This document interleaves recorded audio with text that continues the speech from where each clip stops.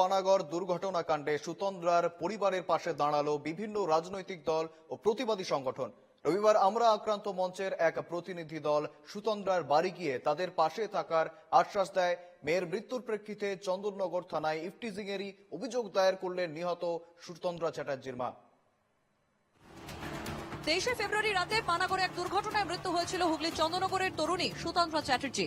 দুর্ঘটনার পর 7 দিন কেটে গেলেও এখনো দুর্ঘটনার রহস্য ভেদ করতে পারেনি পুলিশ।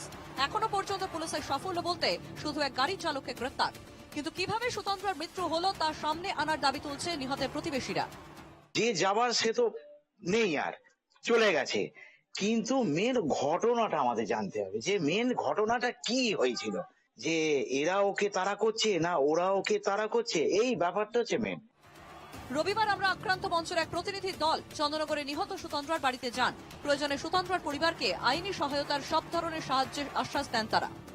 যে রাজ্যের শাসক দল সারা রাজ্য জুড়ে যে অপরাধীদেরকে সবসময় আড়াল করছে বা অপরাধীদেরকে প্রশ্রয় দিচ্ছে, তারই ফলশ্রুতিতেই এই ঘটনাটি ঘটেছে। তো সবই ছিল, অর্থাৎ এটা ইফটিজিং সহ একটা খুনের ঘটনাই ঘটেছে এবং পুলিশ প্রশাসন স্বাভাবিকভাবে, যেহেতু এখানে তৃণমূল শাসক দল যুক্ত আছে, এটাকে আড়াল করবার শত চেষ্টা করছে।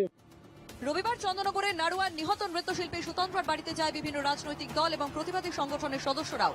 তারাও প্রকৃত সত্য উদ্ঘাটনের দাবি জানিয়েছেন।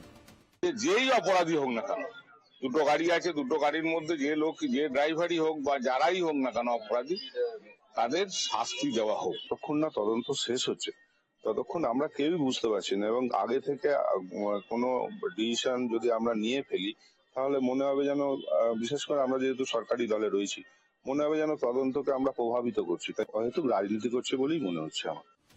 পানাগড় দুর্ঘটনা কাণ্ডে নিহত সুতন্দ্রা চ্যাটার্জির সঙ্গে থাকা বন্ধুরা সকলেই ইফটিজিং এর অভিযোগ থেকে সরে এসেছেন। যদিও ইফটিজিং এর দাবিতেই অনড় সুতন্দ্রার মা তনুশ্রী চ্যাটার্জি।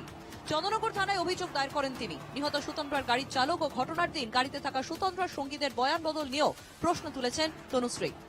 তারা তো প্রথমে ওই ভার্সনটাই দিয়েছিল যে এই মদ্যপ অবস্থায় তারা গাড়ি চালাচ্ছিল, বারবার আমাদের গাড়িকে ঠেলে অন্য মানে একটা রাস্তায় ঢুকিয়ে দিয়েছিল। এটা তো ওদেরই কথা।